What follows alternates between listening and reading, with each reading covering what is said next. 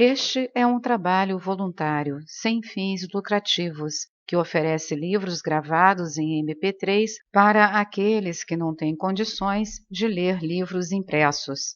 Para ouvir este e outros livros gratuitamente na íntegra, acesse nosso canal e leia as instruções na aba Sobre. Este livro foi gravado para o uso exclusivo da pessoa com deficiência visual, não podendo ser comercializado de acordo com a Lei nº 9.610, de 19 de fevereiro de 1998. Aforismo 59. Disse Jesus: Olhai para o vivo enquanto viveis, para que não morrais e desejeis ver aquele que já não podeis ver. O vivo, no Evangelho de Tomé, é sempre Jesus. Os livros sacros chamam morto o homem que vive nas trevas do seu ego, e chamam vivo o homem que já despertou para a luz do seu eu. Jesus é o vivo por excelência, porque superou plenamente as trevas e penumbras do ego humano. A Epístola aos Hebreus descreve o roteiro evolutivo da personalidade de Jesus sob os auspícios do seu Cristo divino. E o próprio Jesus diz aos discípulos de Emaús que ele sofreu voluntariamente tudo o que sofreu para entrar em sua glória na plenitude da vida do Cristo. Olhar para o vivo é conscientizar a presença do Cristo em nós e harmonizar a nossa vida diária com a vida do Cristo vivo. Durante o ciclo evolutivo da sua vivência terrestre e extraterrestre, deve o homem realizar a Cristo consciência e a Cristo vivência.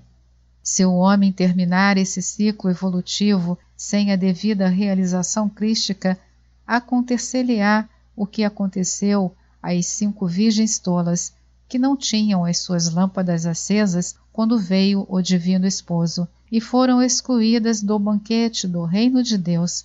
Pelo menos no presente éon, ou ciclo evolutivo, essas almas não Cristo-lucificadas não se encontraram com o Cristo.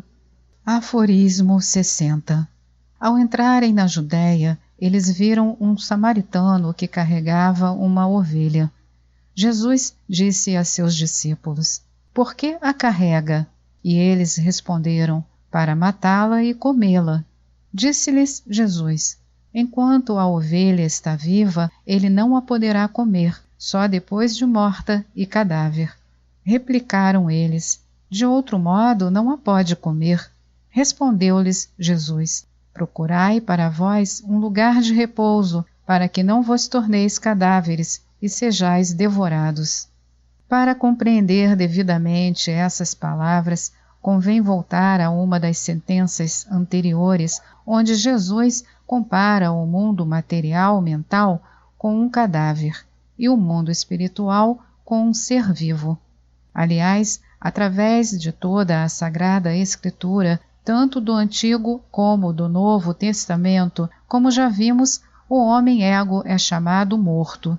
Esse homem é como um cadáver e pode ser devorado pelo mundo, mas quando o homem entra na cosmoconsciência, ele nasce e é vivo, e não pode ser comido pelo mundo. A profunda sabedoria da filosofia oriental desenvolve este conceito e diz que o homem deve comer o mundo. Quem ingere e digere um alimento, vitaliza este alimento e o integra na substância do seu próprio ser. Quem assimila é mais forte do que aquilo que é assimilado. O homem profano é assimilado pelo mundo, porque é mais fraco que este. O homem místico, do misticismo isolacionista, não assimila o mundo nem é assimilado pelo mundo, porque se separou dele. O homem cósmico, porém, que pratica a mística dinâmica, integra o mundo em si, transformando-o pelo poder do seu espírito. Isto é comer o mundo, em vez de ser comido pelo mundo. Para que o homem possa, deste modo, comer e assimilar o mundo pela consciência cósmica, tem que intensificar, em primeiro lugar, a consciência da sua essencial identidade com o Espírito Divino. Se não conseguir essa suprema conscientização, eu e o Pai somos um, está sempre em perigo de ser comido pelo mundo, em vez de comê-lo.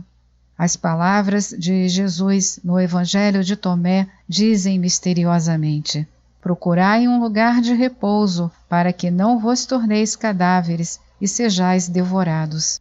Quem não busca regularmente esse lugar de repouso na cosmomeditação diária, está sempre em vésperas de ser devorado pelo mundo, se é que ainda não foi devorado como carnista espiritualmente morta. Aforismo 61. Disse Jesus: haverá dois na mesma cama, um viverá, outro morrerá. Replicou Salomé: quem és tu, ó homem? Como que saído de um só? Tu que usavas a minha cama e comias a minha mesa? Respondeu Jesus: eu vim daquele que é todo um em si. Isto me foi dado por meu Pai. Salomé disse: eu sou discípula tua. Vem a propósito o dito: quando o discípulo é vácuo, será repleto de luz, mas quando é dividido, ele será repleto de treva. Salomé, a mãe de João e Tiago, está no caminho de uma evolução espiritual. Tempos atrás, ela fizera a Jesus o pedido de fazer dos seus 2 filhos os primeiros ministros no reino de sua glória. Mas, agora, ela parece ter renunciado à sua ambição política e estar aberta para uma compreensão mais completa. Ela se mostra estupefata em face da unidade e unicidade da pessoa de Jesus, que ela conhecera como hospedeira, quando o profeta ambulante de Nazaré pernoitava em sua casa e comia à sua mesa. Mas agora ela está vislumbrando o Cristo divino através do Jesus humano, esse homem uno e único, esse homem monolítico. Jesus faz ver à sua discípula a origem do seu Cristo, luz cósmica da luz divina, e Salomé, toda feliz, se confessa entusiasticamente discípula do Cristo. Jesus lhe faz ver que o homem deve ser uno e vácuo para poder ver a luz, vazio do seu ego humano e uno em seu eu divino, pois, quando ainda se sente dividido em si mesmo, desunido como personalidade humana, esse ainda está nas trevas.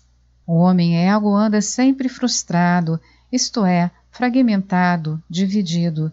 Os seus muitos egos estão desunidos entre si, porque não estão unidos no seu eu individual, indiviso, indivisível. 2 homens parecem os mesmos por fora, moram sob o mesmo teto, mas um é vivo e o outro um morto. Um está na ego-consciência profana, o outro está na cosmoconsciência crística. Estas palavras de Jesus devem ter sido para Salomé como um lampejo em plena noite. Aforismo 62. Eu revelo os meus mistérios a aqueles que são idôneos para ouvi-los. O que tua mão direita faz, não o saiba a tua mão esquerda. Palavras como estas, em formas várias, vão através de todos os livros sacros da humanidade, do Oriente e do Ocidente. A Bhagavad Gita diz: quando o discípulo está pronto, então o mestre aparece. A prontidão do discípulo não é a causa da vinda do mestre, mas é a condição predisponente para seu aparecimento. A lei de causa e efeito governa todo o mundo da física, mas na metafísica não funciona essa lei. No mundo espiritual, as coisas acontecem livremente, embora não arbitrariamente. Também o mundo metafísico é regido pela lei, mas uma lei superior que a inteligência analítica do homem profano não pode compreender. O mundo superior é governado pela graça e não pela causa. A causalidade escraviza, a graça liberta. Através de séculos se tem discutido sobre o mistério da graça. O que acontece pela graça ou de graça não obedece à lei de causa e efeito. Nenhum homem pode merecer ou causar a graça. Se assim fosse, não seria graça. Por outro lado, porém, os dons divinos não são dados arbitrariamente a qualquer homem, o que seria o domínio do caos. Gratuitamente, sim.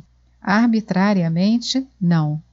Quando o homem ultrapassa o limite estreito da análise intelectual e entra na vasta zona da intuição espiritual, então compreende ele o mistério da graça, equidistante de causalidade e arbitrariedade. Compreende esse mistério, mas não o pode analisar. A palavra grega anelien, de que fizemos analisar, quer dizer literalmente dissolver. Quem analisa, dissolve, destrói. Quem analisa uma rosa no laboratório não tem mais uma rosa, porque a análise a dissolveu, destruiu. E ainda que o cientista recomponha os seus componentes decompostos, o composto resultante não é a rosa. Falta-lhe o principal, a alma ou vida, que o cientista analítico não pode analisar nem reconstruir. Para interligir a rosa, basta analisá-la, mas, para compreendê-la, é necessário intuí-la sem a analisar. A análise se refere às partes, a intuição visa o todo. Para compreender os mistérios de Deus e do Cristo, é necessário intuir em silenciosa auscultação. Pode a análise intelectual preceder, pode mesmo chegar à sua penúltima etapa, mas nunca chegará à última meta da verdadeira compreensão intuitiva. Esta é mais uma edição do canal Livros Falados Voz Humana. Que o bem, o bom e o belo se multipliquem em benefício das criaturas.